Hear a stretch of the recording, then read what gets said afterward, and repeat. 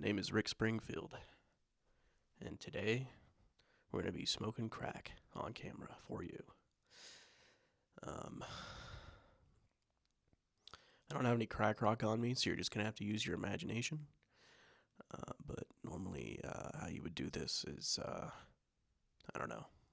I think you got to grind it up, melt it down, and boil it, and then smoke the fluid. At least that's what it looks like in the movies when you do it. But again, I don't have any crack rock, and I'm a little sick, so kind of lazy. I'm probably at 99 degrees right now with my body temperature. That kind of sucks, right? Nobody likes that. So the less work, the better for this case. Hi, welcome to another tech talk. It's like a TED talk, but it's about tech. And what is it that we're going to be talking about this time? We're going to be talking about two fucking stupid ass fucking Discord bots that I made. So the first one was a simple Discord bot that took user prompts from Discord chat and then translated those through the ElevenLabs API. If you don't know about ElevenLabs, it's a voice cloning software that will allow you to clone your own voice. That's what they want you to do. But most people use it to clone famous people's voices. And sometimes they have to ban those outright, which is super not cool. However, it is what it is. So a user will type in the chat for Discord something that they want the bot to say, and the bot will take that text, send it through the ElevenLabs API, and then through the ElevenLabs API, it will jump in the Discord and then say whatever it is that they typed out to everyone to hear. And I can show an example.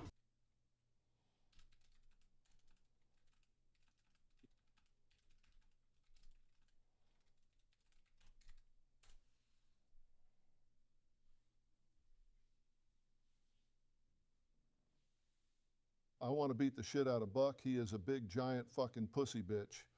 So that's basically the first rendition. It's the sort of beginning, the foundation of the bigger, overarching bot that I wanted to create. So the second part of this bot is where it gets a lot more complicated. And this is kind of where the video starts, so to speak, in this tech talk. And through this complication is where it gets 10 times worse. Worse enough to where if I didn't take pride in the stuff that I do, I would probably trash this bot and never come back to it because it is so ridiculously stupid. So let's get into that. So we've taken the first part of the bot, which is the ElevenLabs API. And through this ElevenLabs API, we've now made it the third and last piece to the code. The two other parts in this code are a Google Cloud speech-to-text API, and as well as a ChatGPT API to give an intelligent response. So let's get into that. So I thought to myself, what better way to create a bot than to give it some sort of a brain? And the best way to give it a brain is to make it a ChatGPT response as a middleman. I created a secondary function inside my code that takes the response, sends it to ChatGPT, and then ChatGPT gives an intelligent response based on what was said. Problem though, do we keep it as text-to-speech where someone types something inside the Discord, or do we do something a little bit more convoluted? And this is where it becomes a little ridiculous. So if you don't know, I'll give you a little background on how the Discord audio works. So when you're talking inside a Discord voice channel, everything through there is PCM, which is raw, untouched, uncompressed audio. There's a lot of behind the scenes work that happens on the front end of Discord, and a lot of that evolves around noise reduction, as well as some sort of compression rate to keep the audio from being at a certain level to where it's not overbearing. But there's a lot of little pieces in there, like the noise cancellation. That's why you can basically run a vacuum in front of your microphone and none of your friends can hear it if you have that enabled. If you don't have that enabled, you're a fucking asshole. And through that, I was able to figure out that the audio portion of Discord is really not too complicated. but kind of a pain in the ass to get working. So behind the scenes, so if you were to tap into the Discord server and just listen to the audio, it would sound very similar to a Skype call, but probably a little bit worse because of all the effects that Discord adds to the audio to enhance it. All of that stuff is gone and not there truly behind the scenes on the audio. So the way that we have to engineer around this is to capture that PCM audio, as well as set sensitivity levels. Because if the sensitivity level is too low, you're probably not going to hear anything, because the audio honestly is probably something like an AM radio. That's how bad the audio quality is behind the scenes.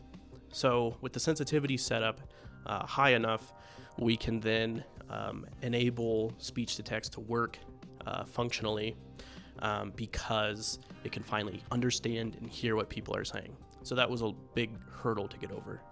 Another part, which was kind of a find, is that the Discord Python module no longer allows for capturing audio from people's voices inside channels.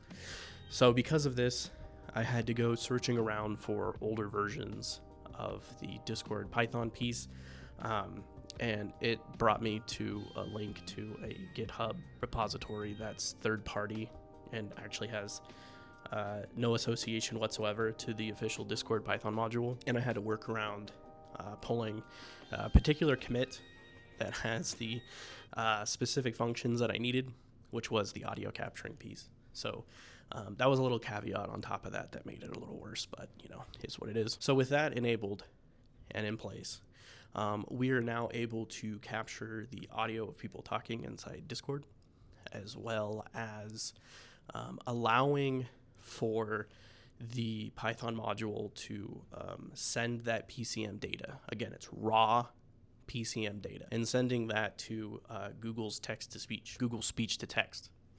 So with that, we can now transcribe what people are saying, place it in a queue, and then through that queue, send it directly to ChatGPT.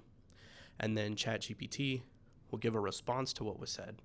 And then through there, it will send the response to ElevenLabs, and then ElevenLabs will then respond to the user in Discord. Hello, Jesse. How are you? I'm doing well, just like a true Baja sunset, bold and unbothered. What's shaking on your end? Nothing, man. Just wanted to say that you're a fucking bitch. Well, I've been called worse by better, but I appreciate your honesty. Anything else you want to get off your chest, or are we moving on? But it works. There are a little bit of pieces that I wish were fixed within this. That kind of sucks that it's not. One of the biggest things is keeping this pretty seamless under async functions. So they're just constantly processing. The original rendition of this code did not have that enabled, which was kind of bad.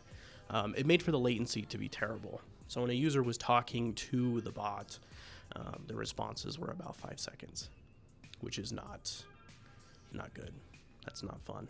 That's not a real conversation. That's kind of lame. To fix this, I messed with the Google speech to text function to create a queue that will constantly send the information to Google API, and then process that information in sync with the ChatGPT function.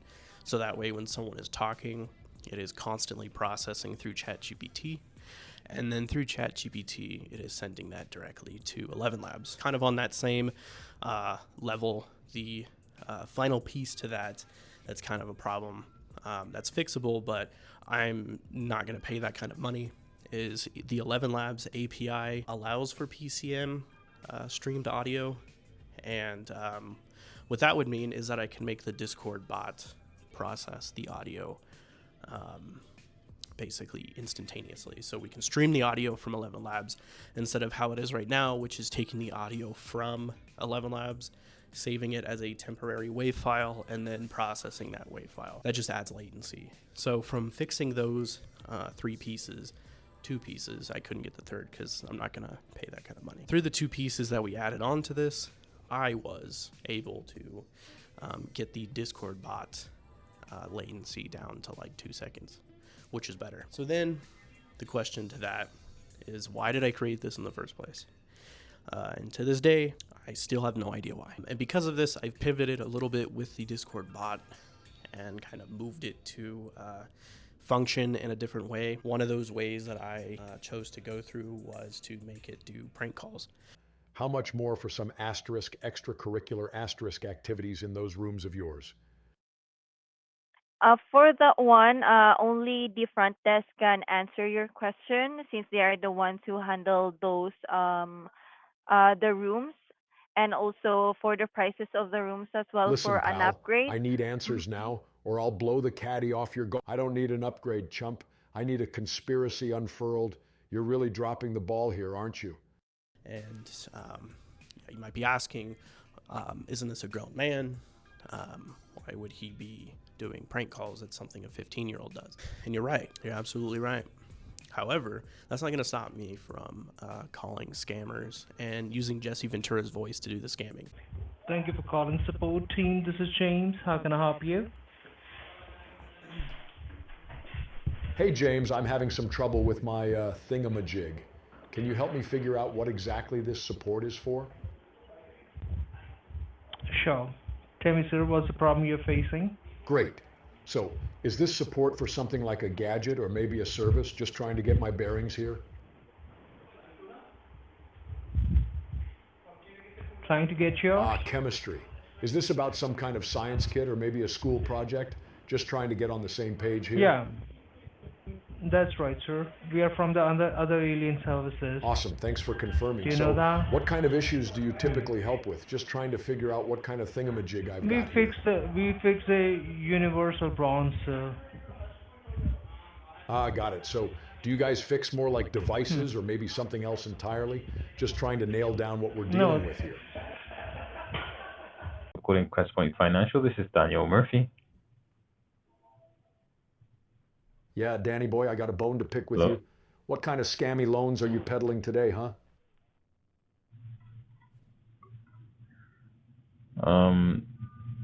It's not a scam. Spit it out, Danny. I ain't got all day. What's the catch and how much interest are you trying to squeeze out of me? It's not really a scam what, per Danny? se, but Must I bend over backward to hear I'll your tell you pitch, or what can we we're. cut to the chase? Cut the crap, Danny. Okay, well, I know a hustle when I hear one. Tell me what you're offering before I lose my patience. Okay, it's a debt consolidation program where basically we pay off all your existing debt and all your creditors. We pay them in a lump sum, and once we do that, we get rid of the interest rate that you'd Oh, I normally see, be paying. Danny. So You want to wrap my debt up in a pretty bow and charge me through the nose for it. How noble of you. no, that's not what we're doing. And even if this for you is a scam Then per what the se, hell are and you doing, Danny? we're- Enlighten me before I hang up on this circus act. Even if what, Danny? You think I care about some weak excuse? Get to the point or hang up. okay. So that's what the bot turned into. And what ends up happening is the bot, because it doesn't respond in time, the person on the other end has to say hello a second time, and sometimes they're impatient and they'll just hang up, which sucks. So being able to fix the latency to where it gives a response almost instantaneously would be nice. I know that asking APIs to function with zero latency is too much to ask. However, getting it down to at least 1 second is possible. So that's something I got to work on. And the other part is the Google Voice side. So with this, what I've decided to do is use a little cool tool online that will act as a phone service. And through that phone service, you need to have a WebSocket as well as a few other pieces to the puzzle for this to work. And that's something that I'm currently working on right now. And when I get that part in place, this bot should be able to take requests. People just put in a number. And if you don't know about ChatGPT prompt responses, is that you can tell ChatGPT how to respond and how to act. You give it a personality through a prompt, as well as a database that saves the user responses and what people have said to it. That way it can give non-linear responses. And that's something I did add I can show that part as well. Outside of that, the issue is capturing the WebSocket data. And when I can capture that WebSocket data, I can finally transcribe the audio through the phone call. And when users give a prompt in Discord with a phone number saying, call this number and say this to the person, the Discord bot will act as a prank caller. And that's it. I don't think I have anything else to add. I don't know. I don't know anymore. That's that. Man, that sounds like a culinary conspiracy. Like if a Bop It and an Italian grandma had a secret meetup. Put that cheese stick in my will, brother. What was that?